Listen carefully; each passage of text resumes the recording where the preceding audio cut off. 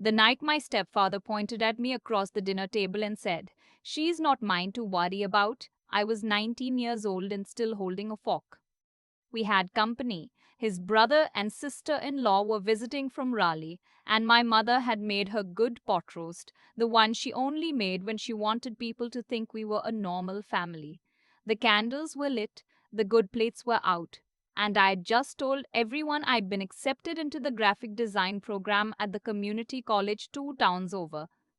I thought it was good news. I'd worked 2 months to even find the application. My stepfather set down his wine glass and looked at his brother. "She's always been the artsy one," he said. "No plan, no sense." Then he laughed, and his brother laughed, and my mother looked down at her pot roast and said nothing. I sat there for another 4 minutes. I counted. Then I put my fork down, went to my room, and started filling a duffel bag. I want to explain something before I go further. It wasn't just that one dinner. It was never just one thing. It was the way he'd introduced me to his co-workers as my wife's daughter, with a pause before wife's, that made the whole room understand I wasn't quite part of the set. It was the way college brochures for my stepbrother got pinned to the refrigerator while my art portfolio sat on the floor of the hallway for 3 weeks until I moved it myself. It was the birthday card my mother signed from both of them, where he had written his name so small, so deliberately small, in the corner, like he was trying to minimize even that. I was not a surprise child. I was not difficult. I made decent grades, kept my room clean, and never once asked him for anything after I turned 16 and realized asking made it worse. But I was also not his, and he made sure I always knew it. The night I left, I had $63 in my wallet, 40 from a babysitting job 2 weeks earlier, and 23 I'd been keeping in an envelope behind my desk drawer since I was 17, just in case. I took my duffel bag, my sketchbook, my laptop, and my phone charger. I didn't take the art portfolio, I thought about it. I left it. I wrote my mother a note. 3 sentences. "I'm leaving. I'm okay. Please don't ask him to come find me." I left it on the kitchen counter under her coffee mug so she'd see it first thing in the morning. Then I walked out the front door and didn't look back at the house. I was afraid if I looked back, I'd lose my nerve. My best friend from high school. We'd known each other since 7th grade, was living with 2 roommates in a 2-bedroom apartment in Greensboro. I called her from the parking lot of a gas station at 11:15 at night, and she picked up on the second ring. "How long do you need?" she said. "Not why, not are you sure. Just how long." "I don't know," I said. "A few weeks, maybe. I'll sleep on the floor." "The couch pulls out," she said. "Come now." I took a Greyhound that left at 1 in the morning. The ticket was $22, which left me 41. I sat next to a woman who was transporting a very calm cat in a carrier, and she offered me half her granola bar somewhere around Burlington, and I took it because I hadn't eaten since that pot roast dinner I didn't finish. I got to Greensboro at 4:30 in the morning. My friend picked me up in her car with the broken passenger window that wouldn't roll all the way up.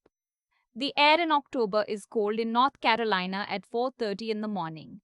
She had a blanket on the seat already waiting for me.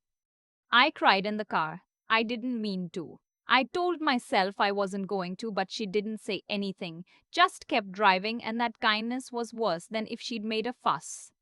I stayed on her pull-out couch for 6 weeks. In that time, I found a job at a print shop on Elm Street that paid $12.50 an hour plus occasional overtime. The owner was a short, meticulous man in his late 50s who had opinions about kerning and paper weight that I genuinely found interesting. He let me work the design side after 3 weeks when he saw that I actually knew what I was doing.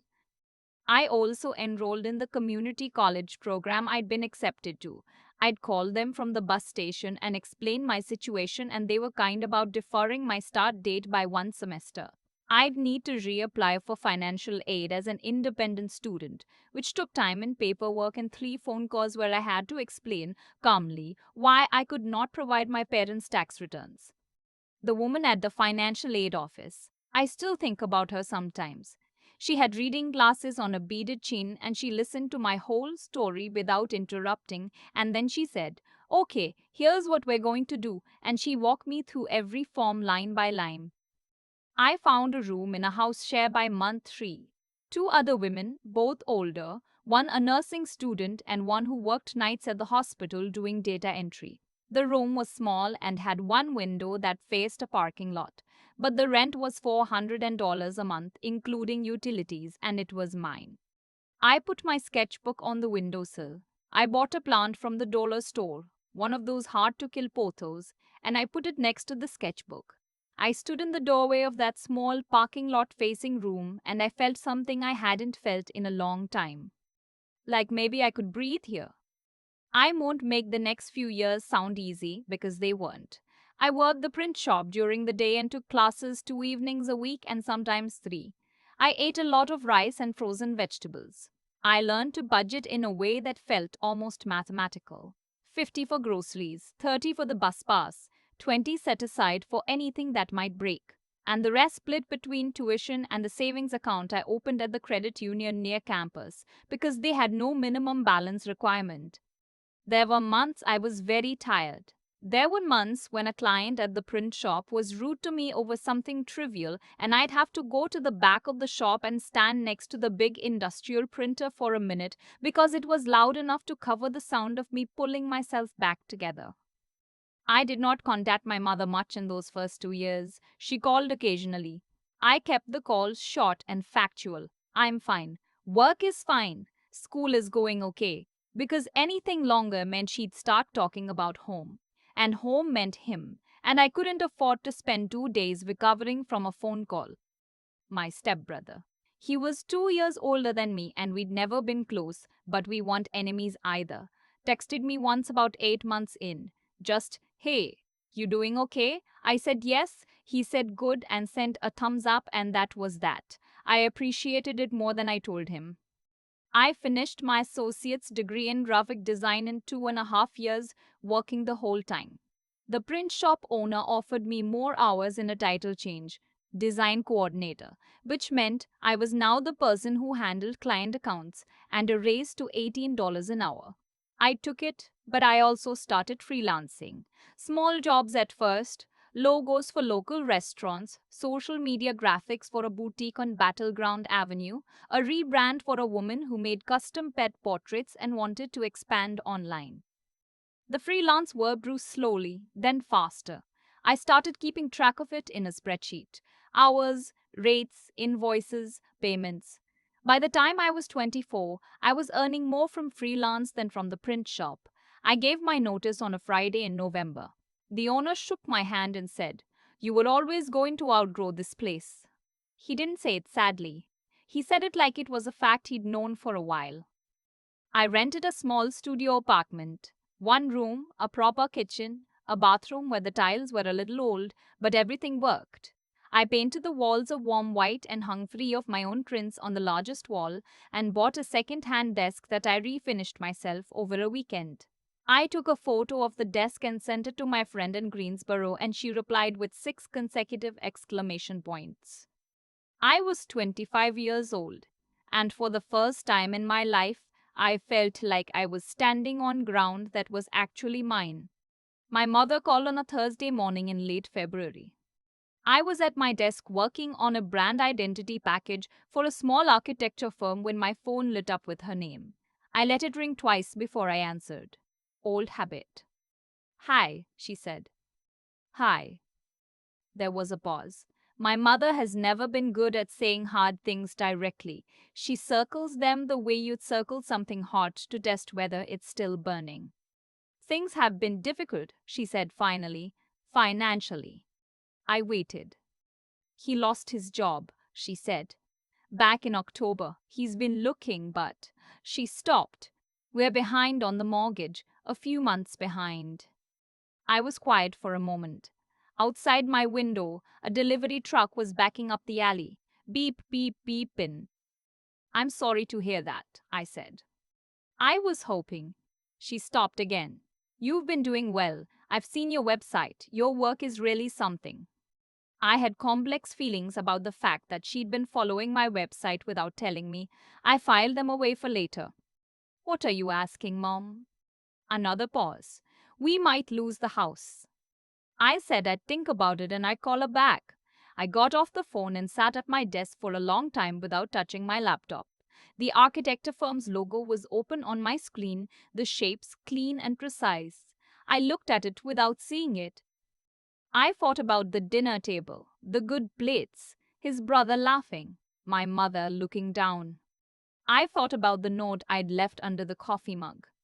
I thought about the $41 I had when I got to Greensboro and the woman at the financial aid office and the parking lot facing room and the pothos plant I'd bought for $1 that I'd repotted twice since then because it kept growing. I called my friend. I told her what happened. She listened. What do you want to do? She said. Not what should you do. What do you want? I don't know yet, I said. But I'm not doing nothing. I took a week. I needed to understand the situation clearly before I did anything, which is something I'd learned doing client work. Don't react before you have the full picture. I called my mother back and asked specific questions. How many months behind? What was the total amount? Had they spoken to the bank? What other options had they explored? She answered most of them in a vague way, which told me they hadn't done much legwork on their own. I also spoke with a financial advisor I'd been working with for about a year, a woman in her 40s who was direct and never made me feel like my questions were stupid.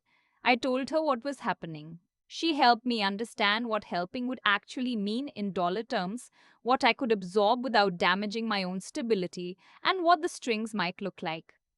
And then I drove home. It was the first time I'd been back in nearly 6 years.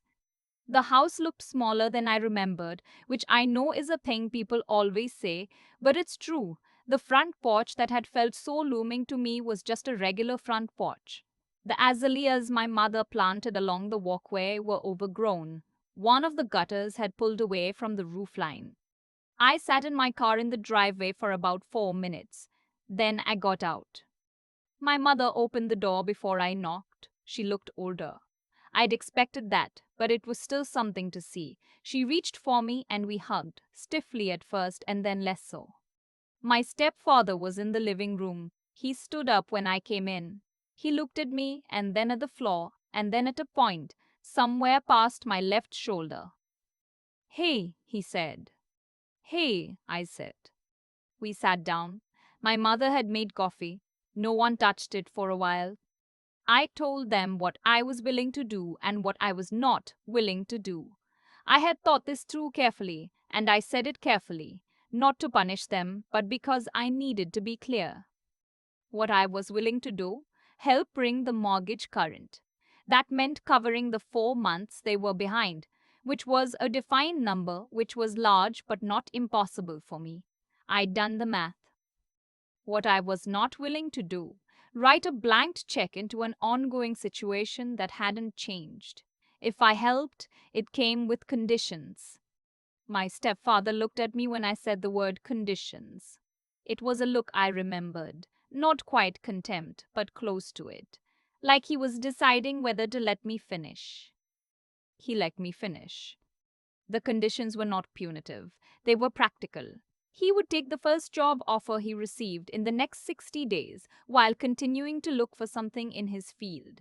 My mother would go back to the part-time bookkeeping work she'd done before they married, which she was fully qualified for, and had stopped doing because he'd preferred she not work. They would meet with a housing counselor approved by the bank within 2 weeks. And we would have a check-in call every month for 6 months so I knew the situation was improving. I also said one more thing. I said it last, and I said it looking at him directly, which was something I'd practiced because I wanted to do it without my voice changing. I need you to understand that I'm doing this because she's my mother, I said. Not because we're family in the way you've always defined it. I'm not interested in revisiting the past. But I also need you to know that what happened in this house is the reason I sat in a parking lot at midnight when I was 19 years old with $60 and nowhere to go. I'm not asking you to apologize. I'm not sure it would mean much now. But I needed to say it out loud in this room so that we all know I know. He didn't say anything for a long time. My mother had tears on her face. She didn't try to argue or defend or minimize. She just nodded. Finally, my stepfather said, "Okay." Just that. "Okay." I drove back to my apartment that night. It was about 2 hours, and I drove most of it in silence, no music, just the highway and my own thoughts. I didn't feel triumphant. That's the part I couldn't have predicted. I had half expected to feel something clean and completed, like a ledger closing. But what I actually felt was more complicated and harder to name. Something like relief, but not quite. Something like sadness, but not exactly that either. Like I'd walked back into a room I'd left years ago and found that all the furniture was still there, but it didn't fit me anymore. And it hadn't for a long time. And now I'd finally made peace with that fact. They held up their end. My mother went back to bookkeeping within a month. My stepfather took a warehouse supervisor position that wasn't what he wanted but was steady. The mortgage got current. The monthly calls were brief and businesslike, which suited all of us. We have a relationship now that I would describe as careful. There are holidays where I drive down. There are phone calls. My mother and I have had some conversations. Real ones, the kind where she says things she probably should have said a long time ago, and I say things I probably needed to say out loud. Those conversations are not easy, but they are honest, and I've decided honest is what I want. My stepfather and I are civil. That's the word. Civil. We don't pretend to be something we're not, which is actually an improvement over what we were before, when we were pretending all the time. Last spring, I drove down and helped my mother replant the azaleas along the walkway. We worked for most of a Saturday afternoon. She told me about her bookkeeping clients, and I told her about a rebrand I was working on for a hotel group in Charlotte. And at one point, she stopped and looked at me and said, "I'm proud of you. I should have said that a long time ago." I kept planting. I didn't say it's okay because it wasn't entirely, and I think she knew that. But I also didn't say it wasn't enough because I've learned that some things you carry differently over time, not lighter. Exactly, but differently. Distributed more evenly. Part of you instead of on top of you. "I know, Mom," I said. We finished the azaleas. We went inside and she made sandwiches and we ate them at the kitchen table, just the two of us, on the regular plates. The good ones stayed in the cabinet. We didn't need them for this. I used to think the hardest part of what happened to me was the leaving. The night itself, the duffel bag, the dark parking lot, the greyhound seat with the broken armrest. But looking back now, the leaving was actually the easy part. It was the only clear decision in a long stretch of unclear ones. Everything after that required something different, something slower and quieter and harder to name. What I've come to understand is that the way things unfolded, all of it, the struggling and the slowly not struggling and the phone call 6 years later, wasn't random. It was the direct result of choices, mine and theirs. That's not a comfortable thought because it means I have to own my part too, not just theirs. But it's also the only framework that's ever made sense to me. My stepfather made choices for years that communicated in 100 small ways that I didn't count, and those choices cost him something eventually. Not because the universe has a ledger, but because people who treat others as invisible tend to find themselves alone when they need someone to see them. That's just how it moves. Actions ripple outward, they always do. But what I think about more is what I chose to do with what he gave me. Because here's the thing, he gave me something, even if he didn't mean to. He gave me the evidence that I could survive without anyone's approval. The night I walked out with $63, I made a decision with my feet before I'd made it with my head.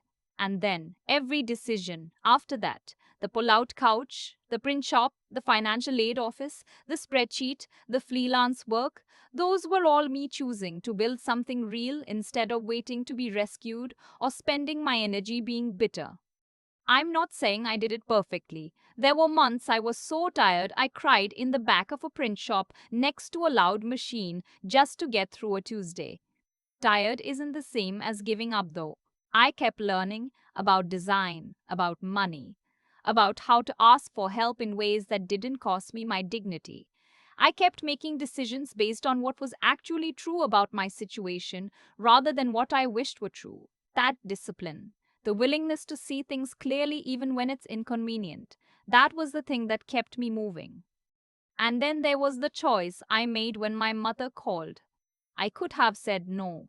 I thought about it seriously.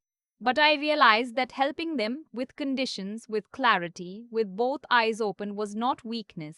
It was the opposite. It took more strength to walk back into that house, sit across from him, and say my piece calmly than it would have taken to slam a door. Strength isn't always the dramatic version.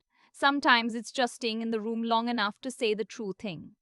I think about the woman I was at 19, sitting on that greyhound at 1 in the morning, and I want to tell her that the loneliness she's feeling isn't permanent. That the ground she can't find right now, she will build herself piece by piece in a parking lot facing room with a dollar store plant on the windowsill.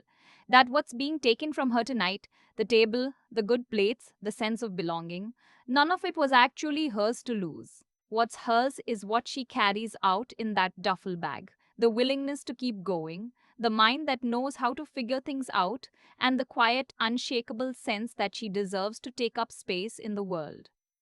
Those things nobody can point away from her at a dinner table.